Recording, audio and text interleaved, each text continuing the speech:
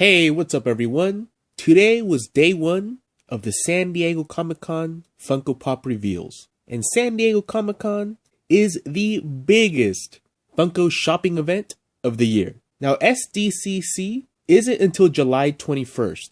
So as of now, we don't know exactly where all these Funko Pops will be available. Of course at the Comic-Con, but most of them are also shared with retailers. And as the Comic-Con gets closer, Funko will reveal what those retailers are. So don't worry, you'll have your chance to get most of these. Just gotta be a little bit patient because we just don't know what those retailers are yet, as the con is still a month away. The very first reveal of the day, appropriately so, was a couple of toucans, one dressed as a pirate and one playing a guitar. So the toucan was the first SDCC mascot back in the 80s, in case you're wondering. And they've released a couple of these before, I believe, some with just like an SDCC logo shirt, a couple as astronauts, and one as a robot, I believe. And those are alright. They have decent detailing on them, but I do like these ones a lot more. That said, I used to go to Comic-Con a lot back in the 2000s. I want to say I've been about 7 or 8 times, but it's been a while. But I don't really associate Comic-Con with the toucan, even though it is the original mascot. I always think about the eyeball logo, but it is kind of cool that Funko is recognizing the actual historical mascot. But I would like it if they made like a black and white version, like the original drawing, or a more colorful version that they used for a few years before the eyeball logo, with the green and the red and the suit and that really old pink and black San Diego Comic-Con typeface on the box. I think that would be really cool. Now, day one was pretty random. I never would have guessed Jeremy Jam from Parks and Recreation. I'm surprised they're still making figures from this line. And at first, I probably wouldn't have recognized this character. Like if it didn't have the Parks and Recreation logo on there. And I probably wouldn't have remembered his name. But it does look like the character. And if you collect this line, it's nice to have a new one instead of just a variation of an existing character that Funko has made. So that's cool, but is it a really awesome looking pop or super exciting even for Parks and Rec fans? I don't know, probably not. They also revealed a new South Park pop, the Tron inspired digital stand, and he looks pretty cool. You can tell what it is right away, right? And I like that they made him glow in the dark, and there isn't like a non-glow version of him already available. New pop, new mold, and it's glow in the dark right out the gate. I like that. Pretty cool one for South Park fans and Tron fans alike.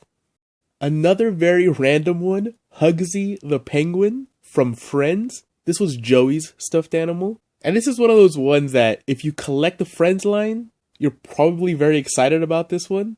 Or even if you missed out on the Friends line, but you're a big fan of Friends, you'll probably want to get this. But if you don't like Friends or you've never watched it, this might be one of the most underwhelming ones. Very random, very niche, but I like that. Those are the kind of pops that should be Comic-Con exclusive pops. The deep cuts, right? So I like this idea by Funko, and it looks pretty good.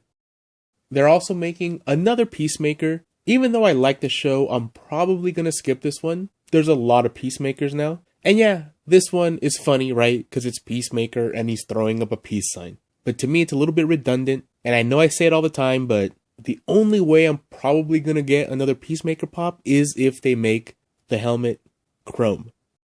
And probably one of the cooler reveals, it's that creepy giant doll from Squid Game, from the red light, green light game. When I think about Squid Game, that's still the most memorable scene to me, because it was shocking, right? And it was the first scene that really let me know, like, what this show was going to be about. And that doll is just creepy. And I guess it's officially called a young he doll. I don't know that much about Korean culture. Well, not enough to know the significance of a young he doll, if it's a certain brand or what it is. I just know it from Squid Game and it was very creepy. And it's cool that they're making it a 6-inch pop. And it's definitely recognizable right away. Even though I think one of the creepy things about it was the eyes, which obviously they can't do as a Funko Pop, but it still works.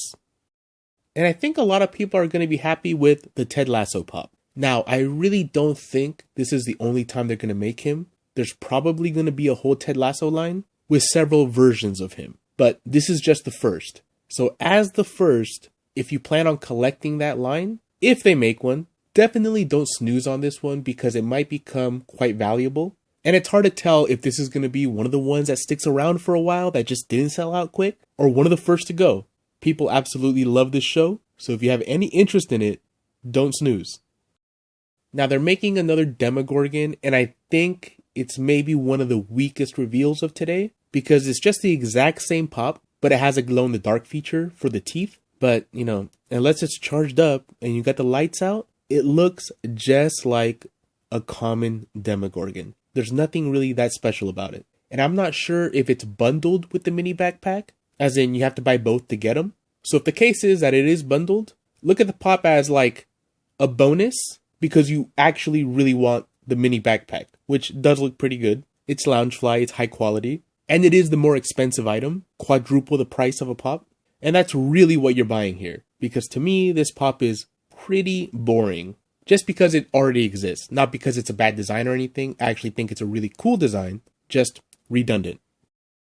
They're also making another Bambi, this time with the butterfly on its tail. Very memorable scene, and I think this pop is just precious. Look how cute it is. One of the cutest pops I've ever seen. I probably don't need another Bambi, but this is too cute to pass up.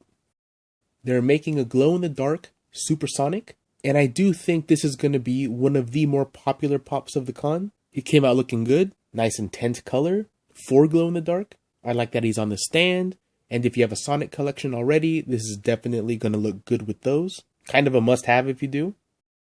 And lastly, they revealed a shirt, a Funkoville shirt. The only reason I would want to get this is because it looks like it says Funkoville on it, and if you're wearing it with that logo right in the middle there, you're wearing like a sweatshirt, and people glance over, they're going to be like, does that say Funkoville? What's a Funkoville? Because the front just has the logo. And I do think that's, kind of funny. Alright guys, so that was day 1 of Funko's SDCC reveals. Very random day, but there's still Star Wars to come, Marvel to come. I'm guessing more DC than just Peacemaker.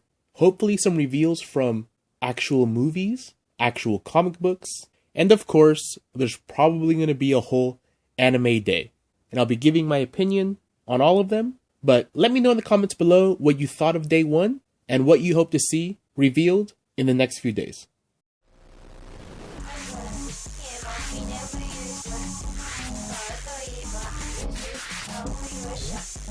Та, що є та, і не, а,